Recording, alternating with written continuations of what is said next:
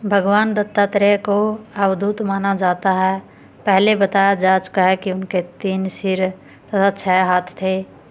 वे अपने ऊपर के 2 हाथों में शंख और चक्र, बीच के 2 हाथों में त्रिशूल और डमरू तथा नीचे के 2 हाथों में माला और कमंडल अर्थात क्रमशः विष्णु, शिव एवं ब्रह्मा, इन तीनों देवताओं के आयु आदि को एक साथ धारण किए रहते थे।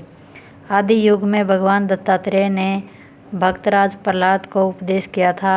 अजगर मुनि के वेश में उन्होंने प्रहलाद को अवधूत की स्थिति के विषय में समझाया था। फिर महाराजा अलर्क को भी उन्होंने उपदेश किया था। दत्तात्रेय का प्रथम शिष्य सहस्रार्जुन, द्वितीय शिष्य पादुराजा तथा तृतीय शिष्य श्री कृष्ण को माना जाता है। कलयुग में उन्होंने नाथ पंथ के मुख्य 9 नाथों को स्वयं दीक्षा दी थी। अतः भगवान दत्तात्रेय को नाथ पंथ का आदि गुरु भी माना जाता है।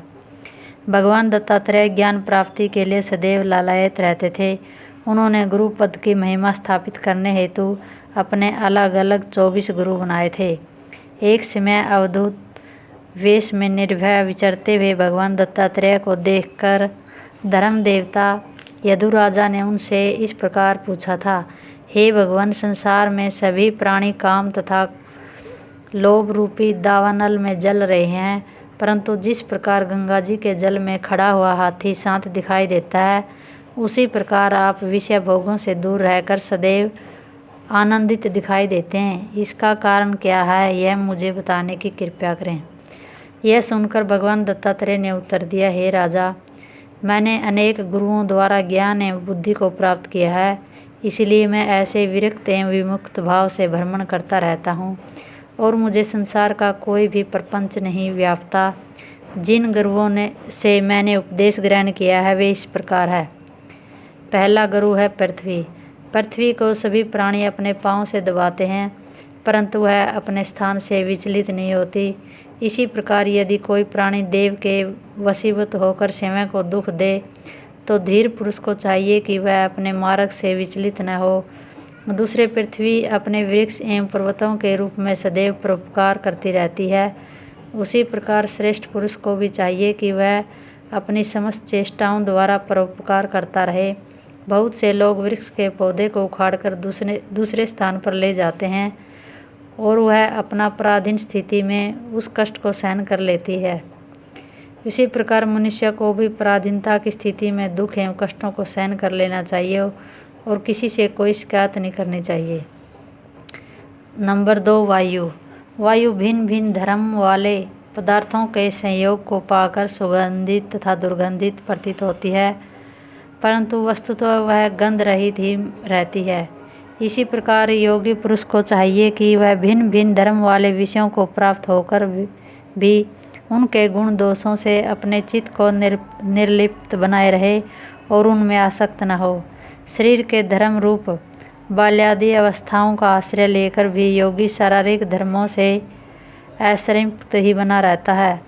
जिस प्रकार वायु केवल आहार की अपेक्षा रखता है, परंतु रूप रस आदि इंद्रियों के विषयों की अपेक्षा नहीं रखता, उसी प्रकार श्रेष्ठ पुरुष को चाहिए कि वह केवल आहार आदि से ही संतुष्ट बना रहे, परंतु जो विषय इंद्रियों को प्रिय है और उनकी ओर दृष्टिपात न करे। भोजन न मिलने पर मन व्याग्र हो जाता है, मन की व्याग्रता से ज्ञान नष्ट हो जाता है। अस्तु शरीर का निर्वाह करने के लिए भोजन करना आवश्यक है, जिससे मन व्यग्र न हो और ज्ञान नष्ट न होने पाए। जीवा के स्वाद के लिए आहार नहीं करना चाहिए। नंबर 3, आकाश।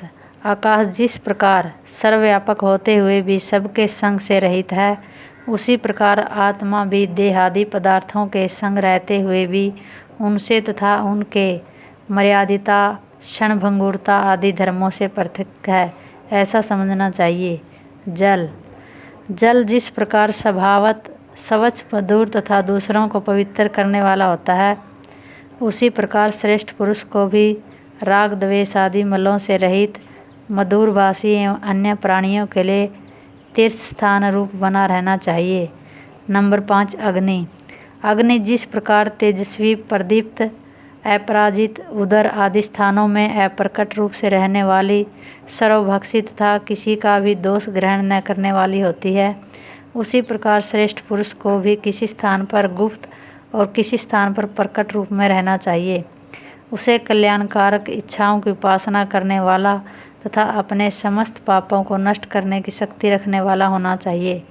जिस प्रकार अग्नि कष्टादि में छिपी रहती है और कभी भी प्रकट हो जाती है, उसी प्रकार आत्मा भी है। वह अविद्या से उत्पन्न शरीर में प्रवेश करके कभी कभी स्वरूप धारण कर लेती है, परंतु यथार्थ में आत्मा का कोई स्वरूप नहीं है, ऐसा समझना चाहिए। जिस प्रकार अग्नि की लपटें प्रतिक्षण उत्पन्न और नष्ट होती रहती है, उसी प्रकार शरीर का भी प्रतिपल जन्म और प्रतिपल विनाश होता रहता है। यह विचार स्थिर रखना चाहिए। नंबर 6, चंद्रमा। जिस प्रकार चंद्रमा की कलाओं की वृद्धि एवं ह्रास का क्रम निरंतर चलता रहता है, परंतु यथार्थ में चंद्रमा में स्वयं कोई घट बढ़ नहीं होती, उसी प्रकार जन्म मृत्यु आदि विकार केवल शरीर के ही हैं। आत्मा इन विकारों से रहित है, ऐसा समझना चाहिए। नंबर 7, सूर्य।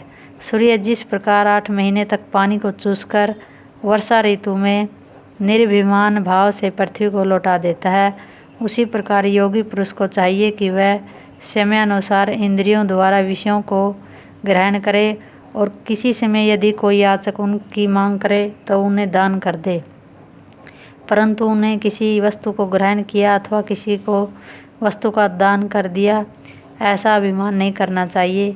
इसके अतिरिक्त सूर्य जिस प्रकार एक होते हुए भी विभिन्न वस्तुओं में प्रतिबिंबित होने के कारण अनेक रूपों में दिखाई देता है, उसी प्रकार आत्मा एक है और वह देहादि उपाधियों के कारण अनेक रूपों में परिलक्षित होता है, ऐसा समझना चाहिए।